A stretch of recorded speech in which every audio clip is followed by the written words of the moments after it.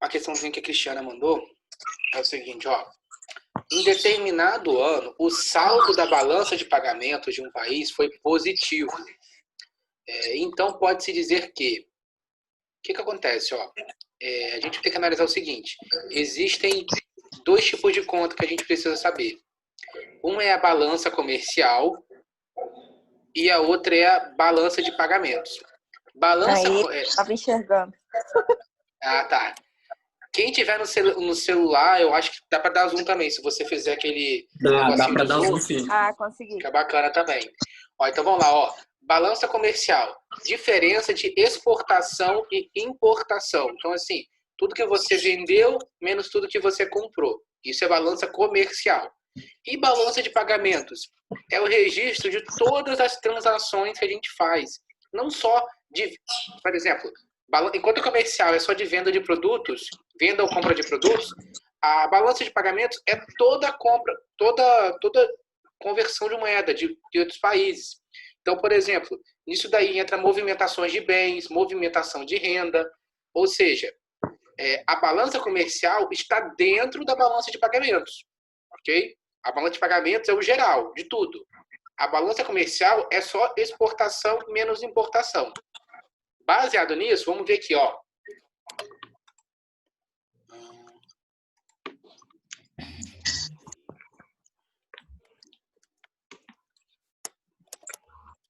Eu acho que o computador travou. Espera aí, galera.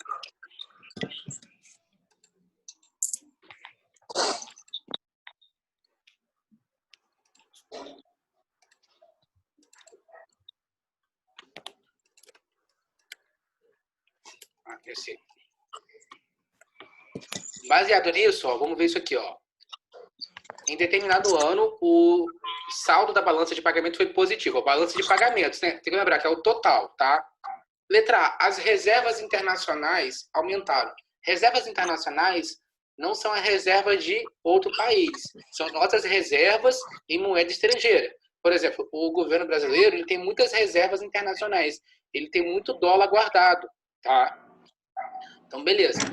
Bom, se o saldo de todas as contas entre o que foi mandado para o exterior e o que entrou de volta no nosso país foi positivo, significa que entrou mais dinheiro do que saiu. Se entrou mais dinheiro do que saiu, as reservas internacionais aumentaram. 2. O saldo da balança comercial também foi positivo. Bom, se o total é positivo, é possível que a balança comercial também seja positivo, mas não necessariamente. Você pode ter um saldo da balança comercial negativo, mas quando você pega o total das outras coisas, meio que pode compensar. Então, no total, não necessariamente. Deu para entender isso aqui, pessoal? Deu sim. Deu. Então, balança de pagamentos, o total. Balança comercial, só exportação menos importação.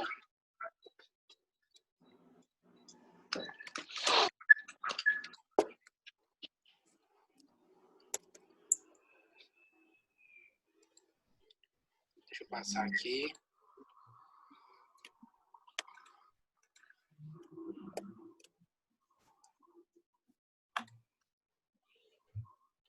Esse computador meu tá na hora de ir pro lixo já.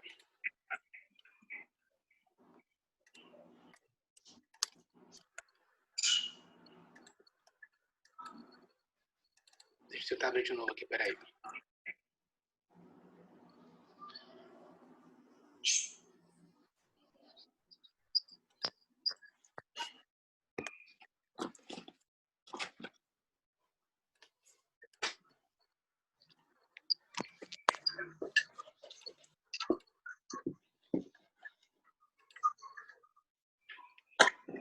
Ó, próximazinha aqui, ó.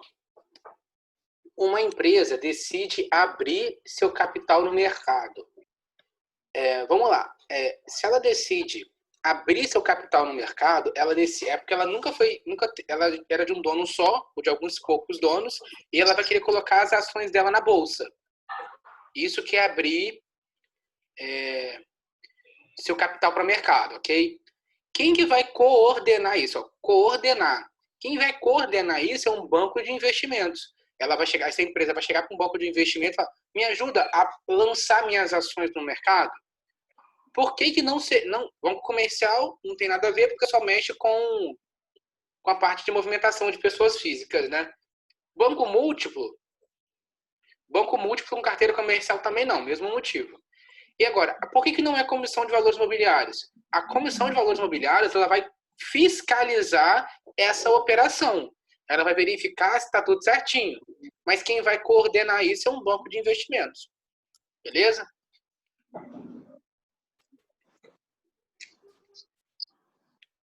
Essa daqui é legal, ó. Todas as questãozinhas do Lucas Silva que estão aqui foram questões de prova, tá, galera?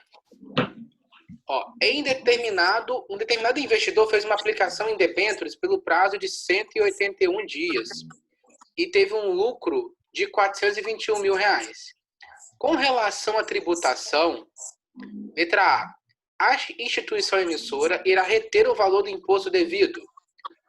Alternativa, a afirmação 2. A alíquota de imposto de renda é de 15%. 3. A base de cálculo para a cobrança do IR é o rendimento da operação. Bom, o que a gente precisa saber sobre isso daqui? Debênture e renda fixa. Se debênture é renda fixa, ela vai seguir aquela tabelinha lá da renda fixa. Então, beleza. A parte da instituição emissora que vai reter o imposto, tá beleza. O que significa essa primeira alternativa aqui?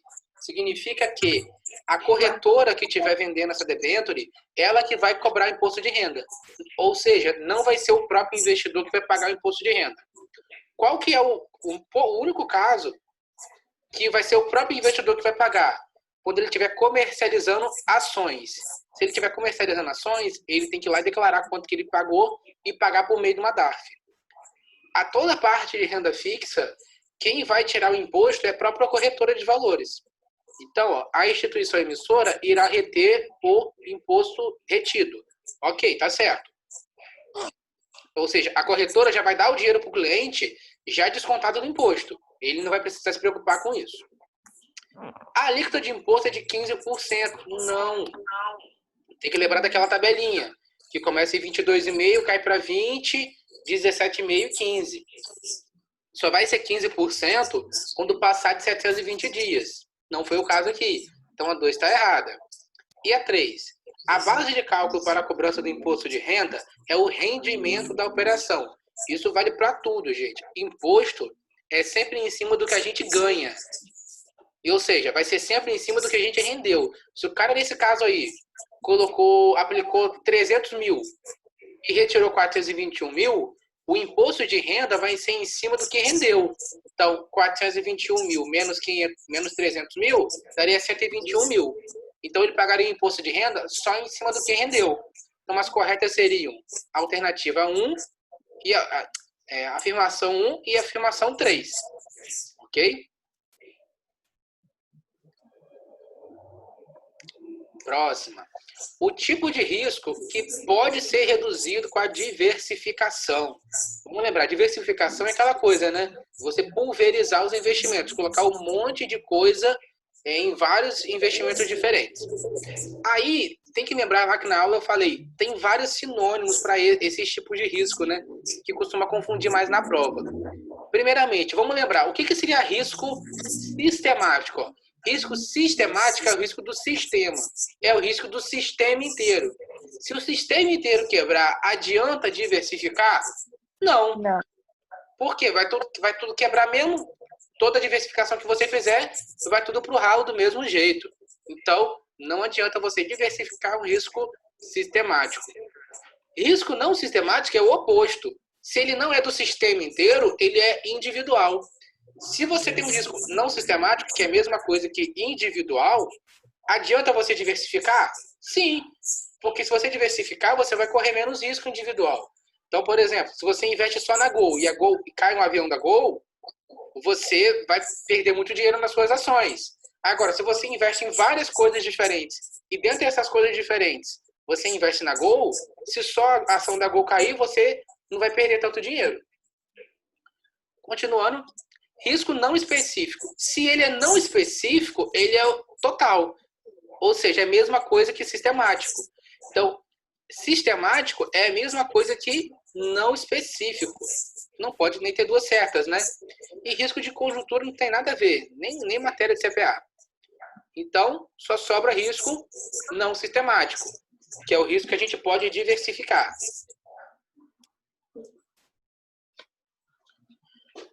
Vamos lá. Sobre a taxa de administração em fundos de investimento. Letra A. É uma taxa cobrada sempre que o fundo possui rentabilidade acima de um determinado benchmark? Não. Isso é taxa de performance. 2.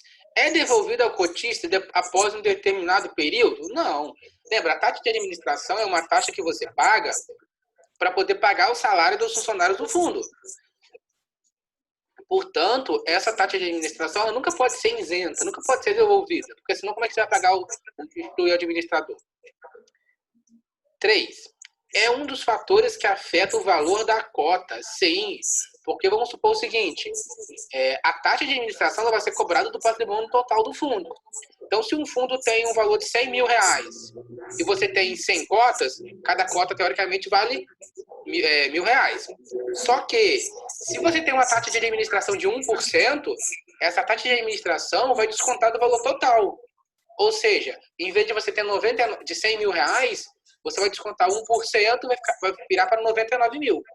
E os 99 mil que forem os líquidos, que vão ser divididos para todo mundo.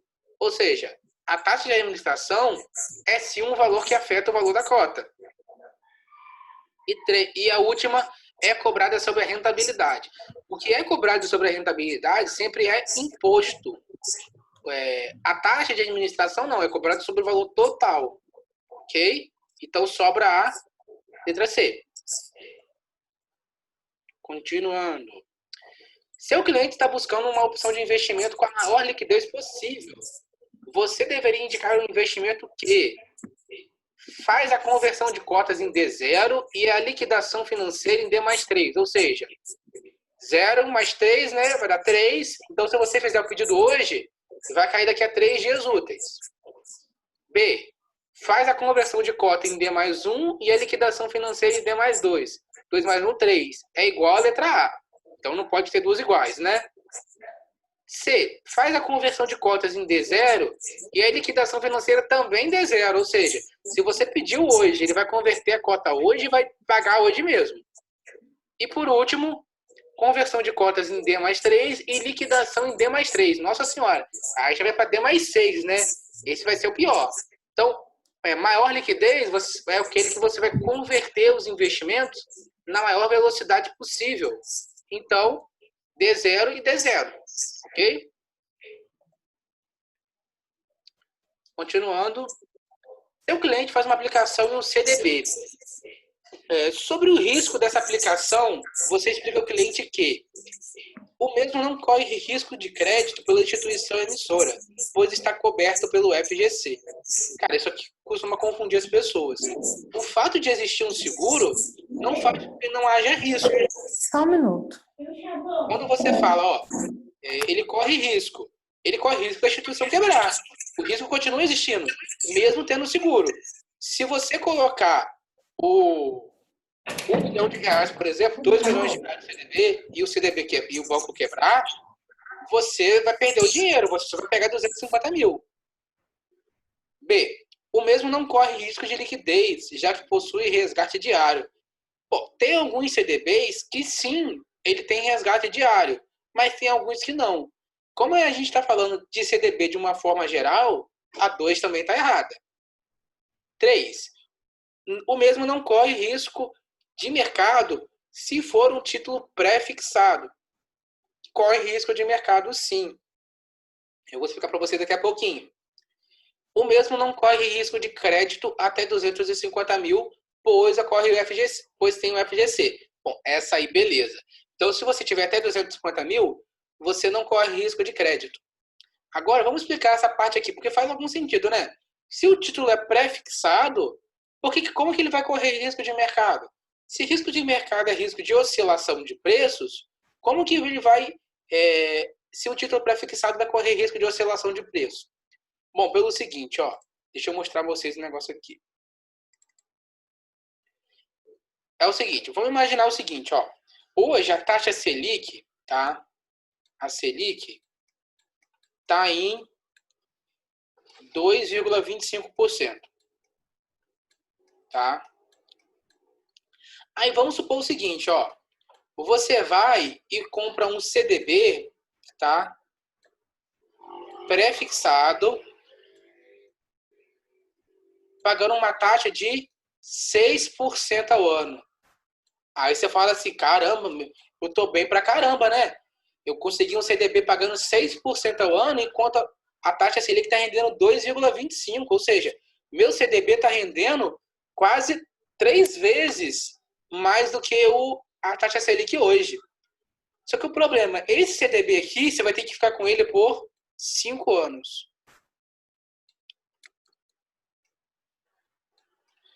Então, beleza. Então, no primeiro ano, tá tranquilão, você tá tendo muita vantagem, né?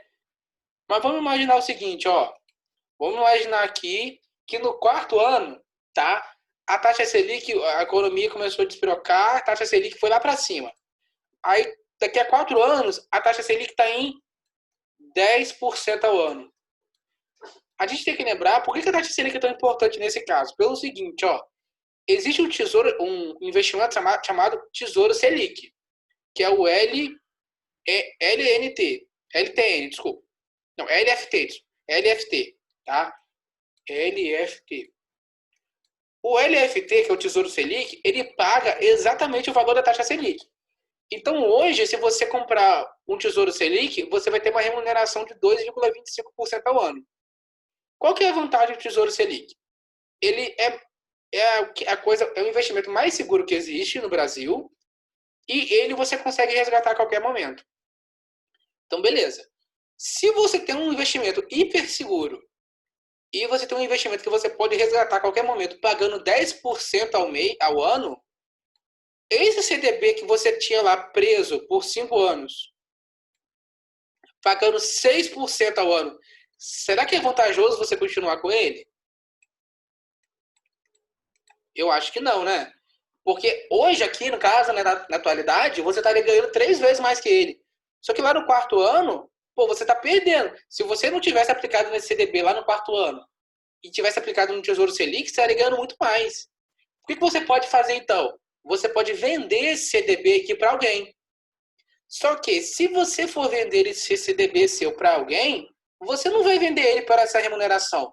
Por que alguém escolheria comprar esse CDB de você por essa remuneração, sendo que a pessoa poderia investir o dinheiro dela no Tesouro Selic? Simples, aí você vai falar assim, olha, me vende mais barato. Vamos supor que você tivesse hoje aqui o equivalente a, vamos imaginar aí, 10 mil reais nesse CDB. Aí você vira para alguém e fala assim, olha, eu quero me livrar de tudo aqui, porque eu estou perdendo dinheiro. Eu vendo por 9. Aí alguém vai comprar esse seu investimento por 9 para ser vantajoso para ela também continuar, né? Então você percebe o seguinte, por mais que esse CDB aqui seja pré-fixado e que sempre vai pagar 6% ao ano, se você tentar vender ele antes do final do prazo, você não necessariamente vai vender pelo valor que ele vale. Aí, então, o cara vai. Então não é vantajoso comprar um título pré-fixado? Depende. A gente fez uma análise aqui imaginando que a taxa Selic pudesse subir. Mas a taxa Selic também pode acontecer da taxa Selic cair. Porque assim como ela subiu, ela pode cair. Vamos imaginar, então, um outro cenário, tá? Se depois de 4 anos a taxa Selic ficasse em, por exemplo, 1% ao ano. Você continuaria com o seu CDB lá rendendo 6%, né? Só que agora, olha, ele ainda estaria mais vantajoso do que quando você comprou. Ó, você comprou ele a 6 com a taxa Selic a 2,5. Se hoje seu CDB continua rendendo 6 e a taxa Selic está 1%, cara, ele está muito mais vantajoso. Se você quiser vender ele para alguém, você vai vender mais caro pelo valor, do que o valor real dele. Então, se hoje você tivesse 10 mil reais, você teria que vender ele por 11. Tá travando. Oi? Ih, peraí, começou a Tá travar muito aqui. aí, Gil. Oi, Tá peraí. travando. Deixa eu tentar resolver. Oi, Peraí, pessoal. Tá travando.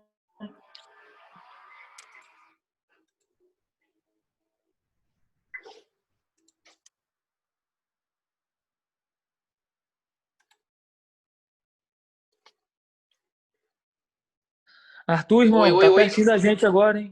Agora melhorou, eu acho. Que? Melhorou.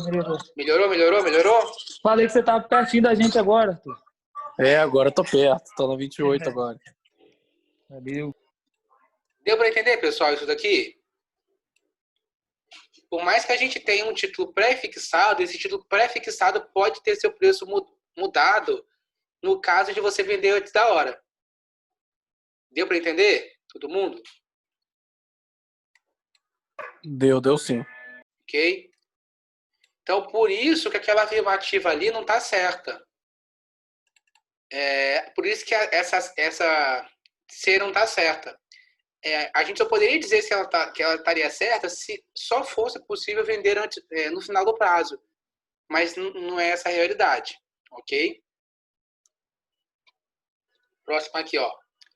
Um ativo de renda fixa possui um vencimento de 720 dias. Porém, ele foi resgatado com 63 dias. Sabendo que houve rendimento e que este ativo será tributado com renda fixa, qual deverá ser a alíquota cobrada? Olha, vamos analisar aqui, ó.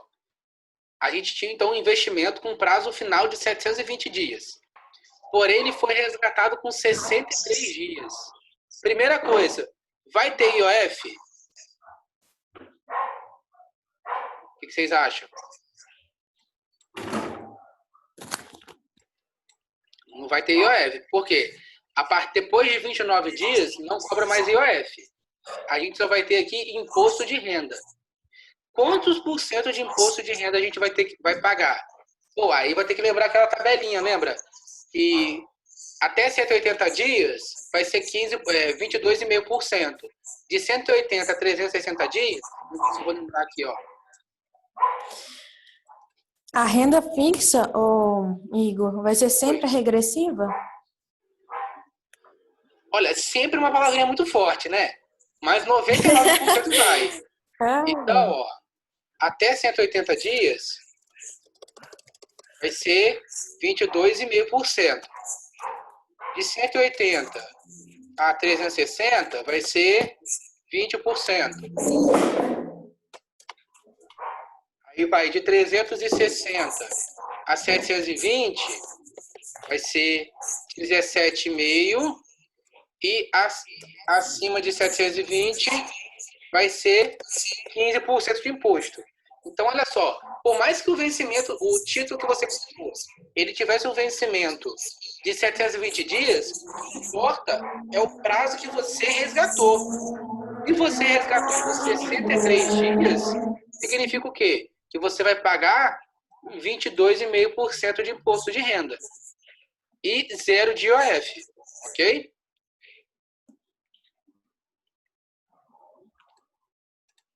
Vamos continuar.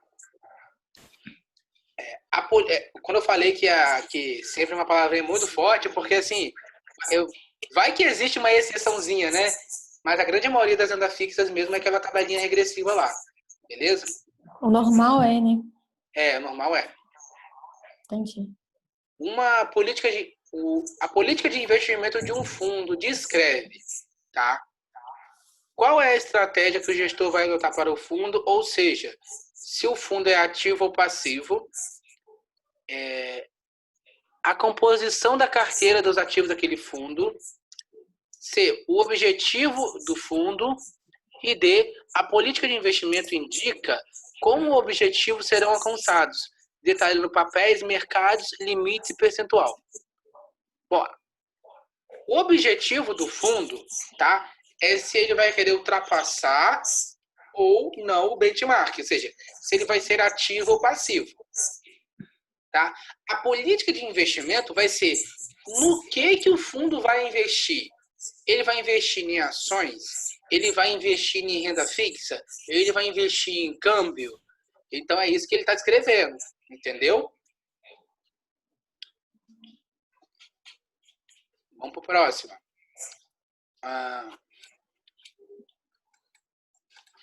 O regulamento de um fundo de investimento estabelece que no mínimo 80% de sua carteira seja direcionada para operações vinculadas à variação da taxa de juros domésticas.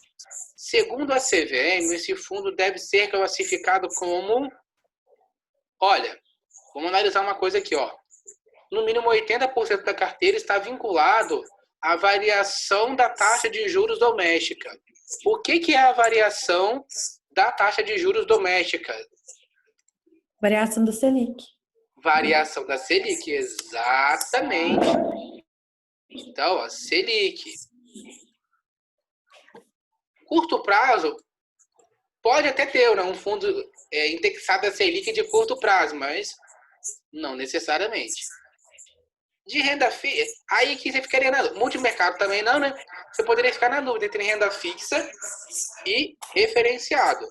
Mas ele está falando que ele tem que ser vinculado à Selic. Se é vinculado à Selic, é o título referenciado. Ok? Vamos continuar. Essa daqui é típica de prova, ó, bem grande, com várias afirmações. Ó, as opções de investimentos oferecidas... Oi, pode falar. Então, essa última questão, a anterior, na verdade, Essa. você deu em qual aula? Eu acho que eu não assisti. A segunda Depois eu vejo aula... você. A segunda parte da aula 6. Beleza, então. Aí a resposta seria qual aí? Referenciado. Valeu. Porque olha só, você viu? Dá para matar mesmo se assistir a aula. Ó. A dificuldade da questão aqui é você saber que variação da taxa de juros doméstica é a mesma coisa que Selic. Ou seja, ele está falando assim, um fundo de investimento que aplica no mínimo 80% da sua carteira em operações vinculadas à taxa Selic, ou seja, em operações referenciadas à taxa Selic, vai ser um fundo referenciado. Entendeu? Entendi. Valeu. Vamos lá, ó. As opções de investimento oferecidas por um banco são um fundo de investimento multimercado que rendeu nos últimos 12 meses 102% do CDI, tá? E B, um CDB com prazo de 12 meses que rendeu 98% do CDI. Se o investidor pretende realizar uma operação financeira pelo prazo de 12 meses, é correto afirmar sobre a rentabilidade nesse período que a aplicação 1 terá maior rentabilidade que a aplicação 2. A aplicação 2 terá maior rentabilidade que a 1. Não se pode determinar qual terá maior rentabilidade e as duas terão a mesma rentabilidade. Bom, olha o que a gente tem que analisar aqui, ó. Nessa primeira aqui, ele falou que rendeu, né? Rendeu é passado. Aqui também é a mesma coisa, ó. Rendeu é passado. E ele quer saber quanto que renderá. Cara, a gente não tem como saber. Não é porque uma coisa cresceu muito no ano passado que ela vai continuar crescendo. Não é porque caiu muito que vai continuar caindo. Então, esse não tem que ser um valor que a gente vai analisar para definir qual que é melhor. Ou seja, não se pode determinar qual terá maior rentabilidade, baseado somente na rentabilidade passada. Rentabilidade passada não serve para quase nada. Ok? Beleza.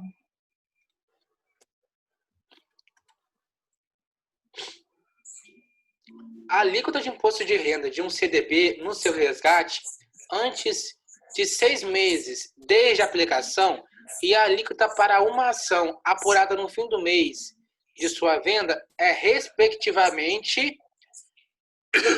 Vamos lá, ó. Primeira coisa, antes de 6 meses, até 180 dias de um CDB, lembrando que CDB é uma renda fixa, vai ser aquela tabelinha lá, 22,5%. Então, pode ser letra A ou pode ser letra D. Letra D. Por quê? Porque ações vai ser 15%. Sempre 15%. Opa! Olha a palavrinha perigosa aí, ó, Estevinho. Não. E se for day Ué, trade? não, aí vai ser 1%, né? Não, vai ser 20%. Entendi. Entendeu? Essa palavrinha sempre é muito perigosa, porque quase sempre, mas não sempre. Exceto day trade, né? Exceto day trade, exatamente.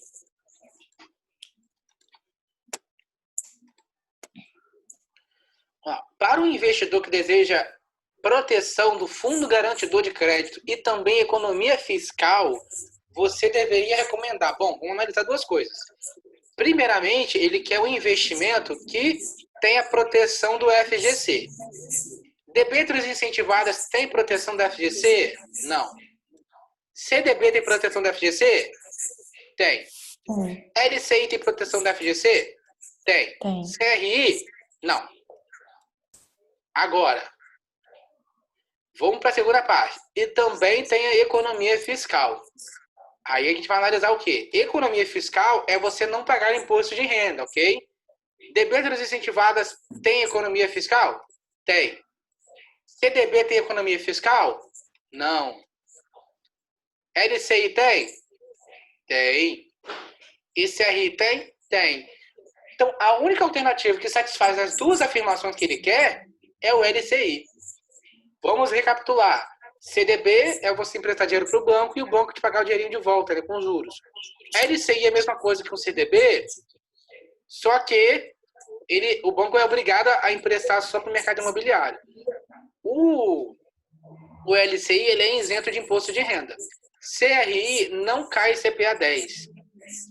E o que é debêntures incentivadas, Igor? Porque lá atrás você falou que debêntures pagavam imposto de renda. Agora você está dizendo que debêntures não pagam imposto de renda? Bom, debêntures geralmente não pagam imposto de renda. Tem uma tabelinha regressiva. Agora, se eu for debêntures incentivadas, essas aqui são isentas de imposto de renda. O que seriam debêntures incentivadas? São debêntures de empresas que são vinculadas a alguma coisa que melhore a estrutura do país. Por exemplo, se você tiver uma empresa que constrói estradas, por exemplo, e essa empresa que constrói estradas lançar uma debênture, essas debêntures dessa empresa são isentas de imposto de renda. Por quê? O governo faz isso para incentivar que essas empresas de infraestrutura arrecadem dinheiro para poder construir as coisas para o país. Ficou claro, pessoal? Sim. Tranquilo.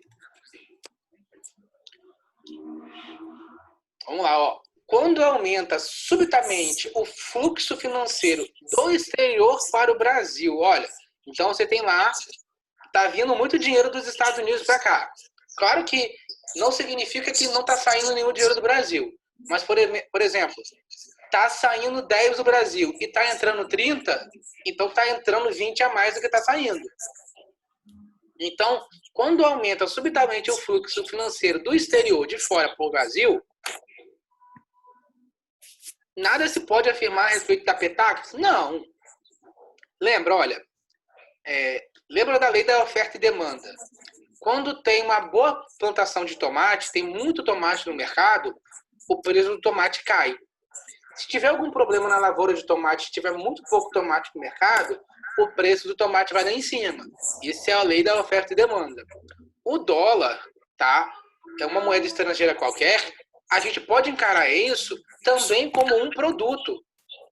Então, se está entrando muito dólar no Brasil, o produto dólar está em abundância. Se o produto dólar está em abundância, ele fica mais barato. Como a PETAX é uma taxa que mede o custo da moeda estrangeira, se está entrando muita moeda estrangeira no Brasil, o preço dessa moeda estrangeira vai cair. Então, se o fluxo do exterior é muito maior entrando no Brasil, a gente espera que a PETAX vai subir. Letra C está errada por quê? Porque é o oposto. A terceira só estaria correta se tivesse saindo muito dinheiro do Brasil, que é o que está acontecendo na nossa realidade agora. Por que o dólar está subindo? Porque as pessoas, de modo geral, estão vendo que o Brasil está passando por uma crise e tendem a querer tirar os investimentos do Brasil para investir em lugares mais seguros, como os Estados Unidos.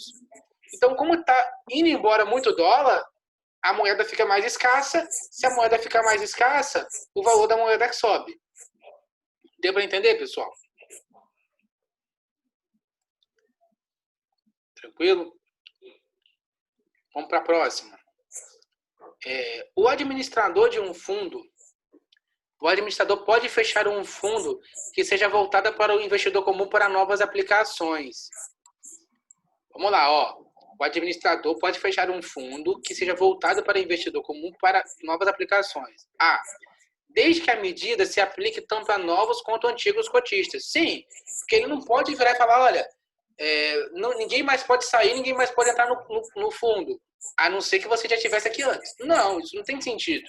Ele só vai fazer isso de fechar um fundo para aplicações e resgates quando tiver com algum problema muito grave na economia e ele não vai conseguir dar conta de todos os pedidos de resgate. Ok? 2. Desde que também sejam fechados pedidos para o resgate? Não necessariamente. Você pode fechar o fundo somente para aplicações, por exemplo, quando o fundo está perto de ser encerrado. Você não vai deixar se falta um mês para você encerrar o fundo. Você não vai deixar gente ficar entrando no fundo. 3. Somente em casos de extrema falta de liquidez. Bom, geralmente isso acontece em casos de extrema falta de liquidez. Só que, como eu falei, se estiver perto de um encerramento do fundo, perto do fundo acabar, você não vai deixar ficar entrando gente até o último dia. E a última, desde que solicite a autorização da Assembleia dos Cotistas. Não, nesse caso aí não precisa da autorização da Assembleia do Cotista. Ok?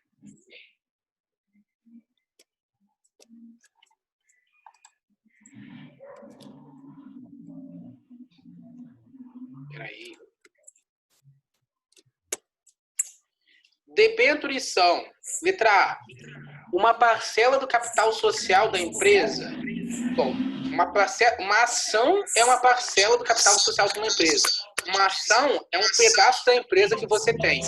Uma debênture é você emprestar dinheiro para uma empresa. Então a letra A está errada. 2. Títulos emitidos por um banco de investimento. Não. O que seria um título emitido por um banco de investimento? É um CDB, é um LCI, um LCA. É você emprestar dinheiro para o banco e o banco te devolver. Debênture é você emprestar dinheiro para uma empresa que não seja banco e essa empresa te pagar depois.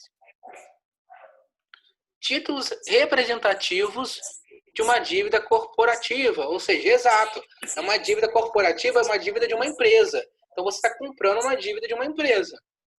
E D, títulos emitidos por um banco comercial. Está mais errado ainda. Está errado porque é banco e está errado porque é comercial. Ok? Um investidor aplica no fundo de curto prazo e vai resgatar 380 dias. Após 380 dias. Qual que é a alíquota de imposto de renda? Olha, isso aqui é uma pegadinha, hein? Por que isso aqui é uma pegadinha?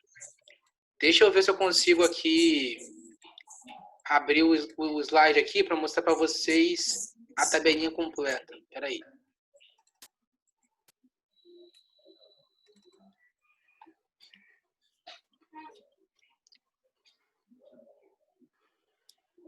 Só um minutinho, está carregando aqui.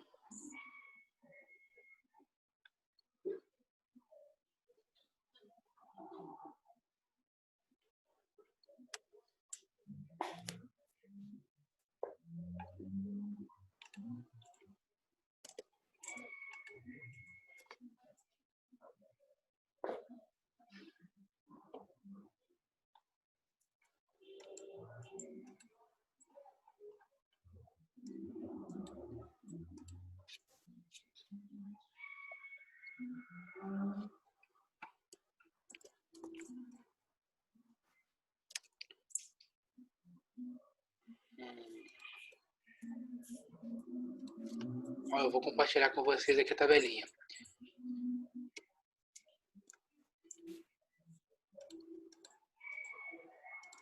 Olha aqui a tabela, ó. Até 180 dias, aí tem o de curto e longo prazo, né? Até 180 dias, 25, acima de 180, 20, e assim por diante. Olha essa questãozinha aqui, ó. Se a gente analisar que a questão está falando, deixa eu voltar para o saldo. A questão está falando, ó, se o investidor aplica em um fundo de curto prazo e vai resgatar após 380 dias, qual vai ser a alíquota? Bom, 380 dias. Qual é o grande erro das pessoas aqui, ó? Tentar pegar 380 dias, vai estar entre 360 e 720, né? 17,5. Tá errado. Por que tá errado? Porque qual é o fundo de curto prazo? Um fundo de curto prazo, a alíquota máxima vai ser a alíquota mínima vai ser de 20%. Então, quando a gente está falando de um fundo de curto prazo, a gente tem que olhar só essa primeira parte da tabela. Deu para entender, pessoal? Sim. Pegadinha. Para a próxima, ó. As aplicações realizadas na caderneta de poupança até 3 de maio de 2012. Quanto que rende? Bom, é a regra antiga, né? A regra antiga é mais fácil. A regra antiga sempre é 0,5% mais TR. Ok? Quando for pessoa física, claro, né? Porque quando for imposto de renda, a alíquota é diferente. Ok? Mas isso daí, essa pergunta eu não vejo nem muita noção dela não, porque perguntar qual é a regra antiga do negócio de 8 anos atrás não tem muito sentido. Se cair na prova, vai cair falando da regra nova. E a regra nova é aquela, né? Se a Selic estiver acima de 8,5%, ela vai render 0,5% ao ano mais TR. Se a Selic for igual ou menor que 8,5%, ela vai render 70% da taxa Selic. Beleza? Você tem isso notado, essa regra que você falou agora? Eu anoto aqui, peraí. Vai ser mais fácil anotar do que procurar aqui, porque meu computador está muito lento. Vamos lá, ó. Até 2012, poupança, né? Seria 0,5% ao mês mais TR. Isso até 2012, tá? Uhum. Após 2012, é da seguinte maneira, ó. Se a Selic for maior que 8,5% ao ano, então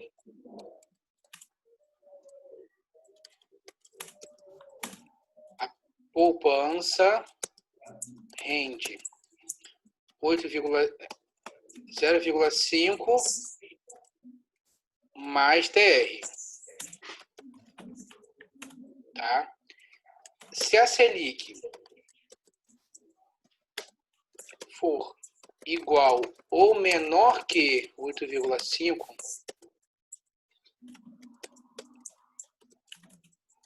poupança rende 70% da Selic mais TR. Então, ó, a regra nova o valor da poupança, o valor do rendimento da poupança vai variar com a taxa Selic. Vamos fazer o cálculo de quanto que rende a poupança hoje. A poupança para a gente saber quanto que vale a poupança, né? A gente tem que olhar para a taxa Selic. A taxa Selic hoje é menor ou igual a 8,5% ao ano? Sim. Por quê? A Selic hoje está valendo, a Selic hoje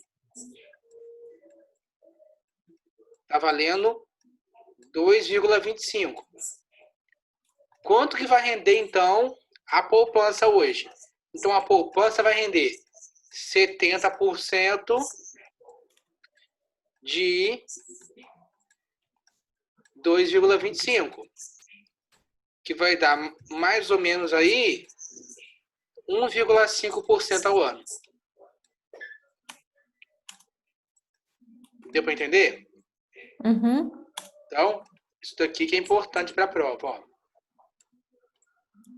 Na prova também, em relação à poupança, pode dar uma questão do tipo, se eu deixar o dinheiro aplicado na poupança por 300 dias, quanto que eu vou pagar de imposto de renda?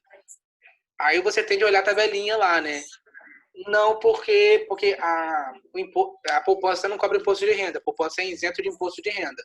Então, a alíquota de imposto de renda sempre vai ser 0. 0. Tranquilo? Beleza. Mercados secundários com volumes baixos de negociação apresentam letra A, maior risco de mercado, B, menor risco de liquidez, C, maior risco de liquidez e D, menor risco de crédito. Bom, quando a gente fala, vamos lembrar, risco de mercado é risco de oscilação de preços. Risco de liquidez é quando você tenta vender um produto e não consegue vender ele rápido ou por um preço justo. Então, quando a gente fala em mercados secundários, com baixo volume de negociação, ou seja, estão tendo poucas negociações, o que vai acontecer? Vai ocorrer maior risco de mercado? Não. Não é porque tem pouca negociação acontecendo que o valor do seu ativo vai variar, vai render mais ou menos. 2. Menor risco de liquidez? Não, é o oposto. Olha só, se tem pouca gente comprando e vendendo um produto, se você tentar vender também, vai ser difícil você vender. Então, vai ser maior risco de liquidez. Vamos fazer uma analogia aqui como um carro, por exemplo. Lembrando que o carro, quando você compra ele zero, é o mercado primário, você está comprando ele da fábrica. Quando você vai revender o seu carro, você está vendendo no mercado secundário. Então, vamos fazer uma seguinte análise.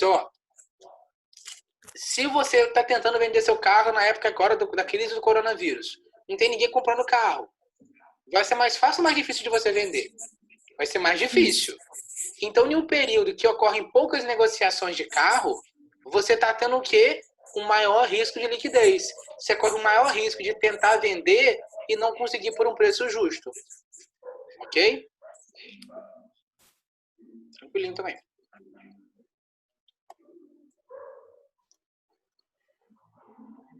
Vamos lá.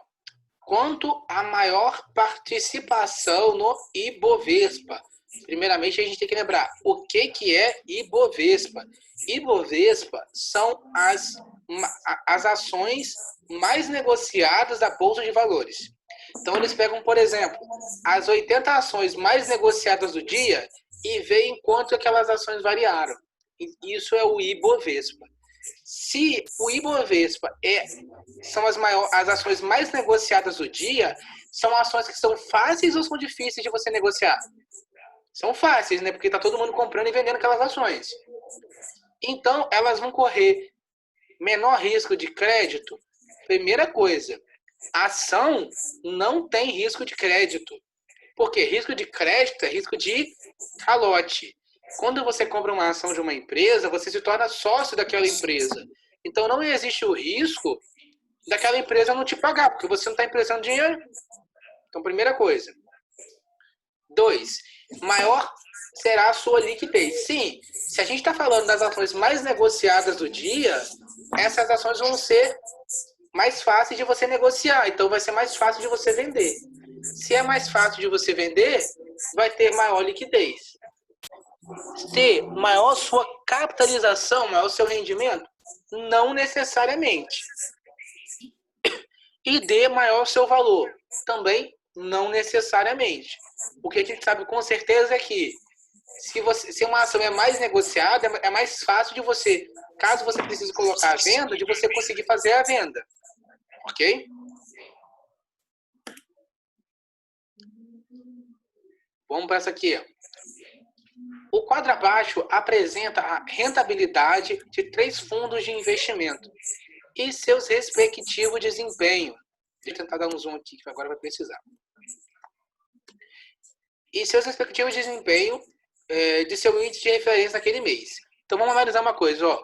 O fundo A, ele teve uma rentabilidade de 2,21, enquanto a taxa DI estava em 1,60. O fundo B teve uma perda de 1,33, enquanto o seu benchmark teve uma perda de 0,55. E o fundo C teve um aumento de 12,17, enquanto o seu benchmark foi 14,54. Nesse período, os 3 estavam abertos para capitalização e resgate. Neste caso, é correto a gente afirmar que o patrimônio do fundo A e do fundo C aumentou? O patrimônio líquido? A gente não sabe. Por que a gente não sabe se o patrimônio... Gente, ó, Igor, mas o fundo A e o fundo B, eles aumentaram. Eles cresceram, né? Mas a gente não sabe, por exemplo, quanto que é a taxa de administração. Se a taxa de administração, por exemplo, for 3%, então a rentabilidade do fundo A, a rentabilidade líquida, foi negativa. Por quê? Ele aumentou 2,51. Mas se vai gerar 3 de taxa de administração, ele vai ficar devendo ainda. Então a gente não pode afirmar com certeza que o patrimônio deles, o patrimônio líquido aumentou. 2. A captação líquida do fundo C foi maior do que a do fundo A. Ou seja, o fundo C captou mais dinheiro do que o fundo A. Ou seja, mais gente investiu no fundo C do que no fundo A. Só pela rentabilidade também a gente não pode afirmar isso. C. O número de cotistas do fundo B diminuiu. De novo, a gente também não pode afirmar isso, não é porque ele caiu que necessariamente o número de cotistas vai diminuir. E D. O valor da cota do fundo C aumentou percentualmente mais do que o valor da cota do fundo A. Isso está certo. Ele está falando só sobre os percentuais. E se a gente comparar só os percentuais, um aumentou 2,51 e outro aumentou 12,17. Ok? Ficou alguma dúvida nessa aí, pessoal?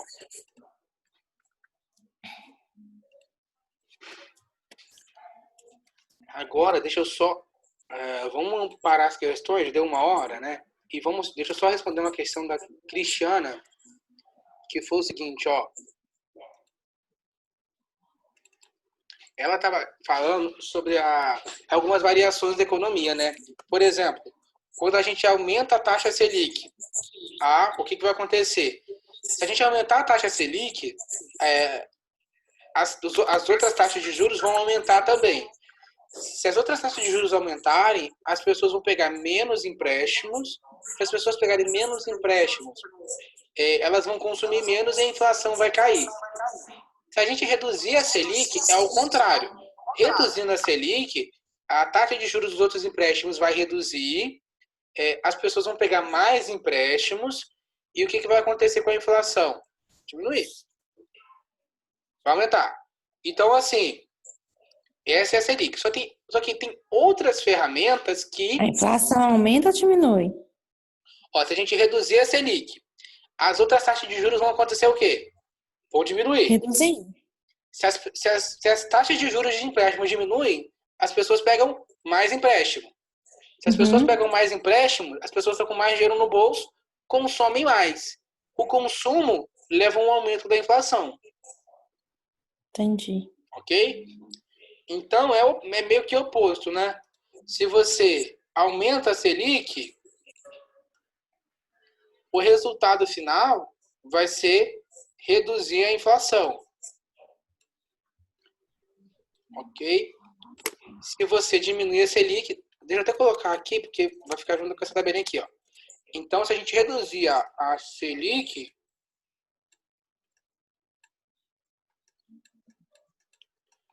junto com essas outras coisas aqui, ó, a gente vai aumentar a inflação. Se a gente aumentar a Selic,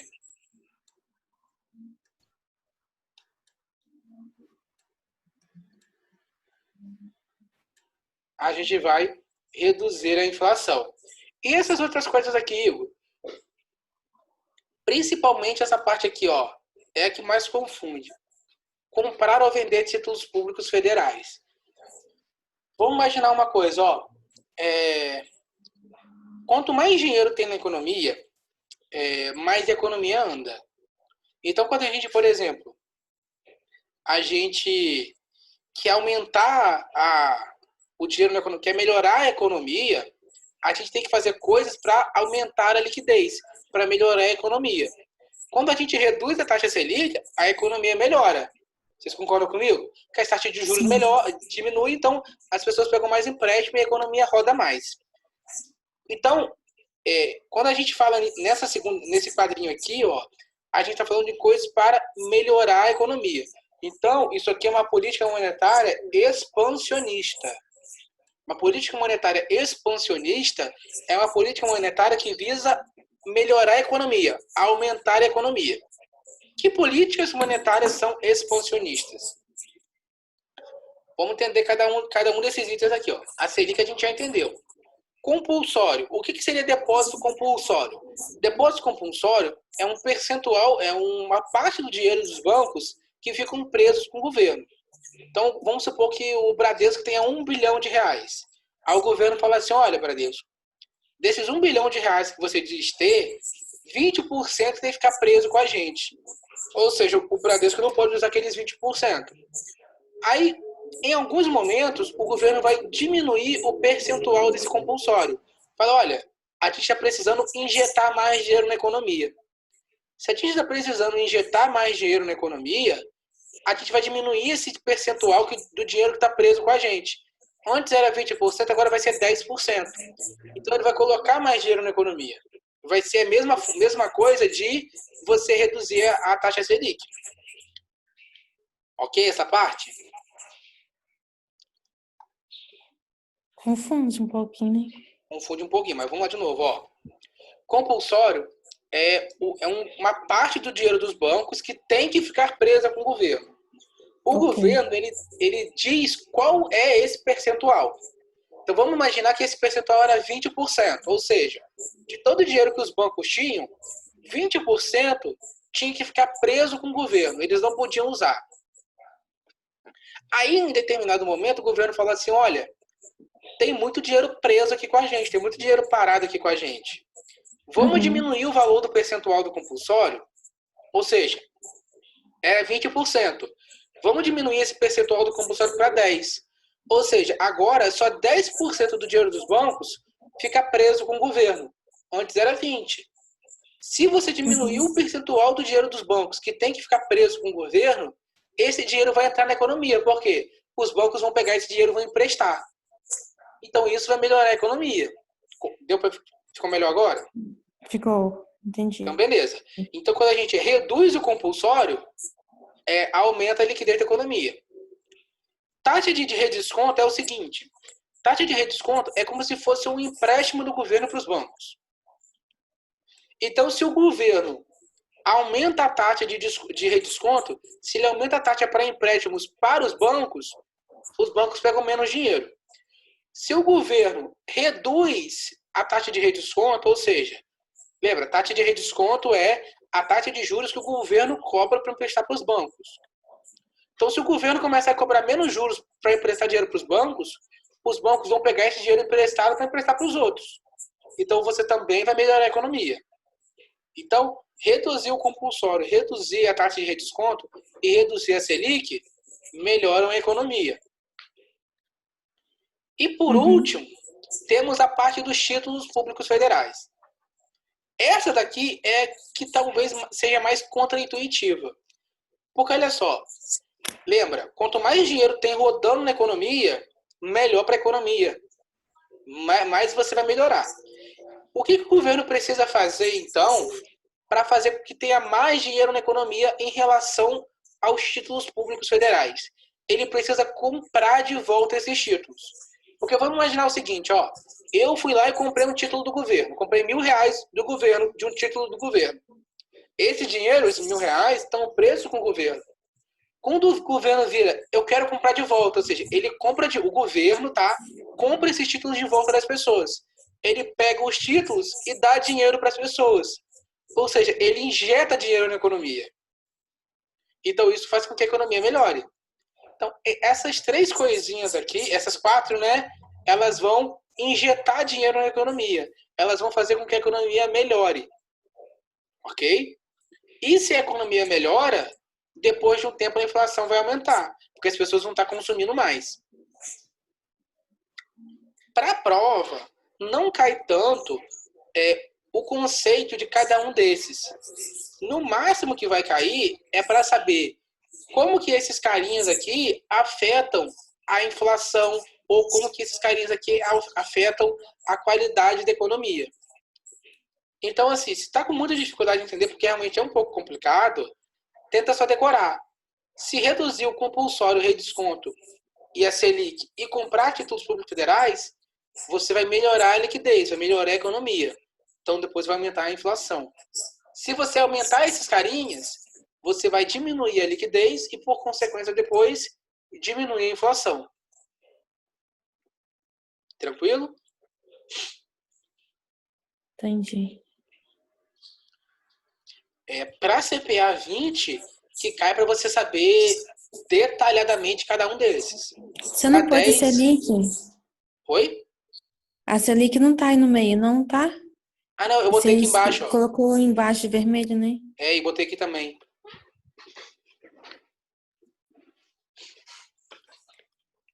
É, Ok? beleza. Então, vou parar aqui por hoje. Continue mandando mais questões lá pro grupo, que a gente faz essas questões na próxima aula. Beleza? Combinado. Então tá bom, galera. Até semana que vem. Tchau, tchau. Tchau, tchau. Obrigada. Tchau.